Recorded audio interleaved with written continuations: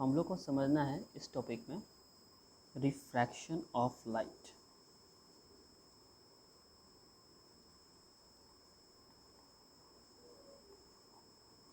Refraction of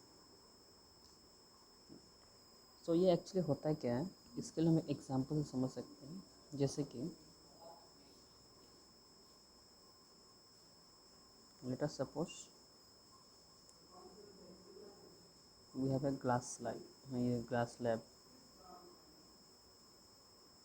ठीक है, हमारे पास एक ग्लास स्लैब है।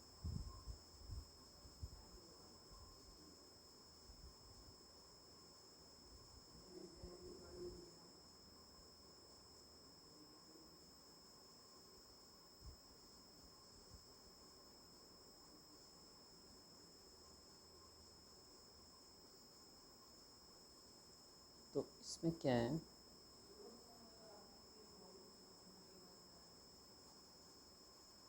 एक लाइन जो है इंसिडेंट कर रहा है ऐसे, और जब इंसिडेंट करेगा तो अपने पथ को ये चेंज करेगा, फिर बाहर जो है उसी तरह से आएगा। और हम लोग जानते हैं कि ये जो लाइन है 90 डिग्री, ये होगा परपेंडिकुलर, और ये जो एंगल है इसको हम कहते हैं एंगल ऑफ इंसिडेंस। ये जो एंगल होगा ये होगा एंगल ऑफ रिफ्रैक्शन, इसको हम कहेंगे इमर्जेंट रे,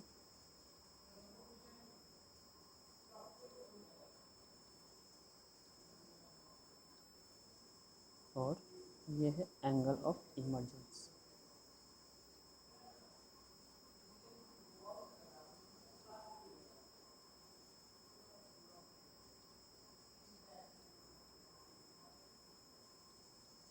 तो यहाँ पे एक्चुअली हो क्या रहा है, हम देख सकते हैं कि बाहर का जो मीडियम है वो है एयर, अंदर का जो मीडियम है वो है ग्लास। ओके, सो यहाँ पर लाइट जो है वो हम देख सकते हैं ग्लास टू एयर में जा रहा है। लाइट कहाँ से कहाँ ट्रेवल कर रहा है,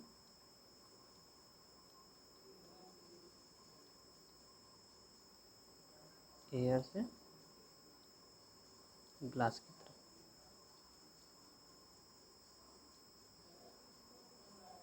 ये जो इवेंट है जहाँ पर लाइट जो है one medium to another medium जाता है, वन मीडियम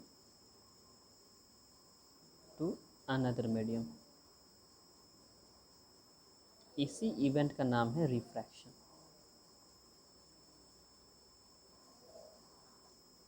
इस इवेंट को हम कहते हैं रिफ्रैक्शन। तो हमको अगर इसको डिफाइन करना हो तो हम इसको ऐसे डिफाइन कर सकते हैं, it can be define as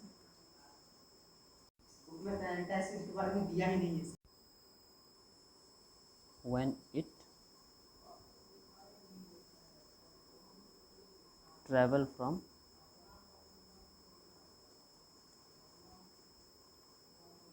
one medium to another,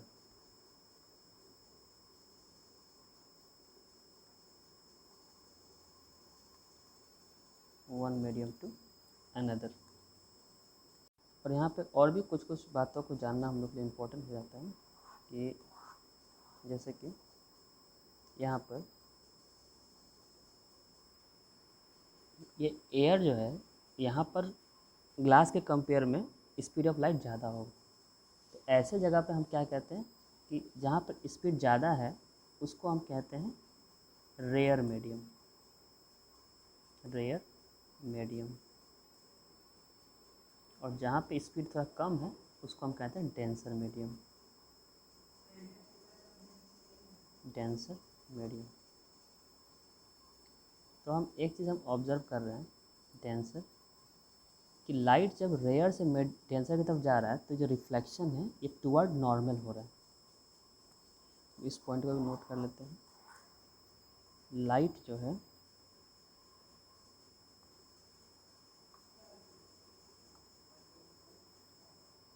light rarer to denser. Reflection कैसा होगा? Toward normal, toward normal. और यहाँ पर यानी कि इसका उल्टा होगा तो अवे फ्रॉम द नॉर्मल होगा। जैसे कि ये केस क्या है? This is the case of away from normal.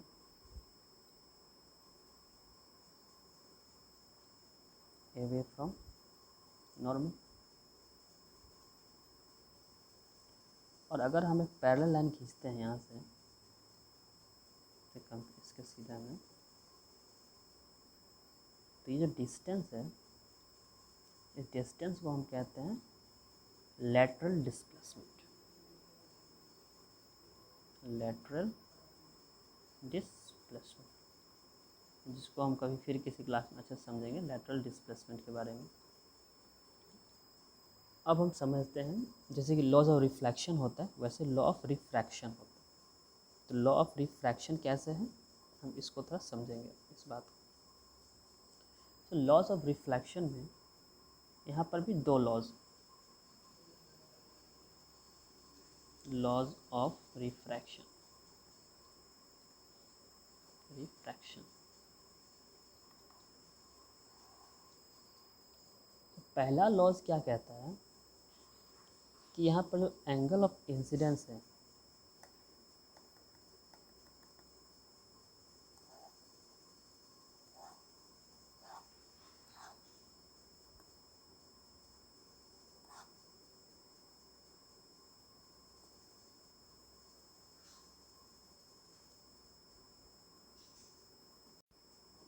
Angle of incidence जो है यहाँ पर, ये इसको हम फिर से ड्रॉ कर लेते हैं एक बार। इसको ड्रॉ करने के लिए तो जैसे कि यहाँ पर क्या था कि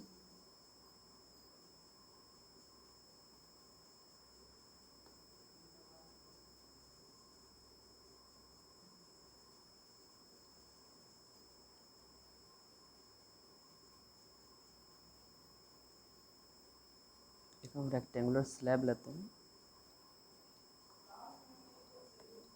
जहाँ पर ये कुछ इस तरह से होगा।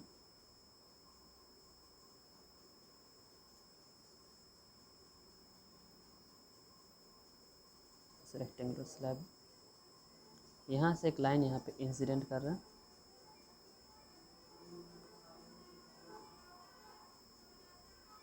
क्या होगा, और हम लोग यहाँ पर एक नॉर्मल ड्रॉ करते हैं ऐसे ऐसे।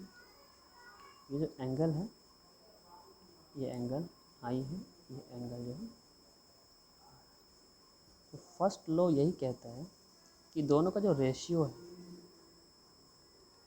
ये जो रेशियो है ये हमेशा फिक्स्ड होगा। मतलब, और वो फिक्स कैसे होगा? In the term of sign,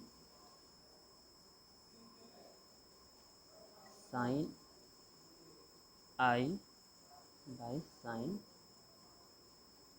r के टर्म। ये हमेशा कांस्टेंट वैल्यू आएगा, कांस्टेंट वैल्यू आएगा। और इस कांस्टेंट को हम लोग कहते हैं रिफ्रैक्टिव इंडेक्स। इसको हम कहते हैं रिफ्रैक्टिव इंडेक्स, रिफ्लेक्टिव इंडेक्स। तो ये जो साइन है, साइन हमको पता है वो ट्रिग्नोमेट्रिकल टर्म है, तो इसका हम लोग को वैल्यू हमको याद रखना पड़ता है एंगल के बेस में। बट जो भी हो, जैसे कि मान लो कि हम लोग के पास में तीन अलग अलग हम लोग के पास ग्लास स्लैब। इसका कहने का सिंपल कहने का मतलब ये है कि अगर हम लोग के पास तीन अलग अलग glass slab, late us suppose ये ग्लास स्लैब है, दूसरा ग्लास स्लैब है, तीसरा ग्लास स्लैब। सो ये तीनों में, सब में अगर हम लाइट इंसिडेंट करेंगे, सभी केस में लाइट इस तरह से इंसिडेंट होगा। तो प्रिंसिपल सब में तो सेम रहेगा, मतलब यहाँ से ऐसे, फिर इधर इस केस में ऐसे। तो कहने का मतलब ये है कि, और यहाँ पे क्या नॉर्मल होगा, ये 90 डिग्री, तो इधर हो गया बट ये 90 डिग्री है। तो ये हमेशा क्या है, ये जो रेशियो है इसका sine i by sine r का हमेशा फिक्स रहेगा। मतलब हम इस ग्लास के लिए कोई भी आप अगर मान लो कि सेम ग्लास है सब, तो सभी के केस में, in all case, first second and third, सभी केस में जो है जो वैल्यू हमेशा फिक्स रहेगा। यहाँ जो भी हो जाए बट वैल्यू सभी केस में फिक्स रहेगा, उसी को हम कहते हैं रिफ्लेक्टिव इंडेक्स। ठीक। और वैसे इसका और भी मीनिंग होता है, बट अभी एज फॉर क्लास 8 के लिए हम यही समझते हैं ये क्या है कि दोनों के बीच का जो रेशियो है वो हमेशा फिक्स रहेगा। तो अब ये डिपेंड करता है कुछ कुछ फैक्टर पे, तो वो फैक्टर देख लेते हैं क्या क्या है। Refractive index depend on the factor, तो वो फैक्टर क्या क्या है। Refractive index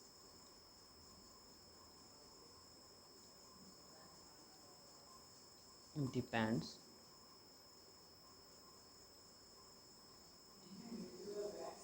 on first factor nature of the material, कैसा मटेरियल यूज़ कर रहे हैं।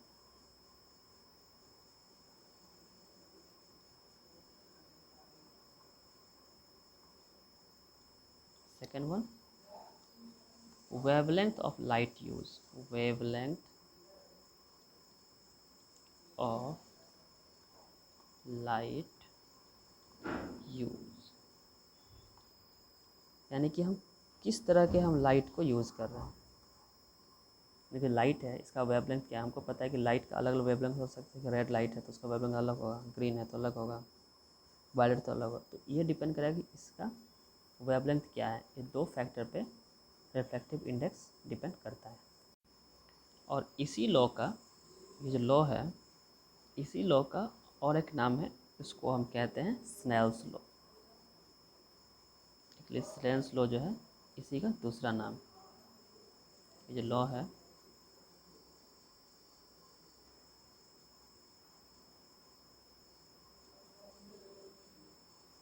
ये जो लॉ है इसी लॉ का दूसरा नाम है स्नेल्स लॉ।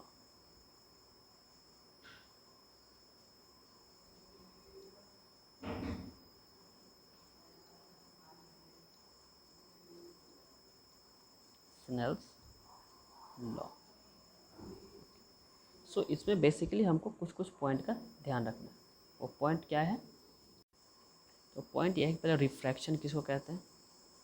सो रिफ्रैक्शन एक्चुअली क्या है, वो transfer of light from one medium to another. ये जो रिफ्लेक्शन क्या है, it is a transfer of light from one medium to another. एक मीडियम इसमें रेयर होगा जहाँ पे स्पीड ऑफ लाइट ज़्यादा होगा, दूसरा होगा डेंसर होगा, स्पीड ऑफ लाइट कम होगा। और कभी भी लाइट अगर रेयर टू डेंसर अगर मूव करेगा तो हमेशा वो टुवर्ड नॉर्मल की तरफ आएगा, नॉर्मल की तरफ आएगा। इसलिए हम देखते हैं इस फिगर में कि जब लाइट यहाँ से यहाँ जा रहा है, एयर टू जब ग्लास में जा रहा है तो लाइट इधर आ जा रहा है, इस साइड आ जा रहा है। और जब ये फिर से डेंसर से जब रेयर में जा रहा है तो लाइट जो है इधर मूव करता दिख रहा है। ठीक है। और हमने क्या समझा था कि अगर, और ये जो वैल्यू है और यहाँ लॉस जो है, इस लॉस को हम ऐसे समझ सकते हैं कि हमेशा क्या होगा, ये जो रेशियो है इस दोनों का, sine i by sine r, ये रेशियो हमेशा फिक्स्ड होगा। तो फिक्स्ड होने का मतलब ये है कि अगर ये सेम मेटेरियल, जैसे कि यहाँ पर अगर ये अलग अलग ग्लास ले बट सेम मटेरियल से बना हुआ है और सेम तरह का लाइट अगर यूज़ हो रहा है, तो सभी केस में क्या होगा, रिफ्लेक्टिव इंडेक्स जो वैल्यू है हमेशा सेम आएगा। और इसी का रेशियो का दूसरा नाम भी है जिसको हम कहते हैं स्नेल्स लॉ। सो ये था रिफ्लेक्शन ऑफ लाइट से रिलेटेड कुछ बेसिक इन्फॉर्मेशन। और भी यहाँ पर इन्फॉर्मेशन है जो हम किसी और क्लास में डिस्कस करेंगे। Till then, thank you.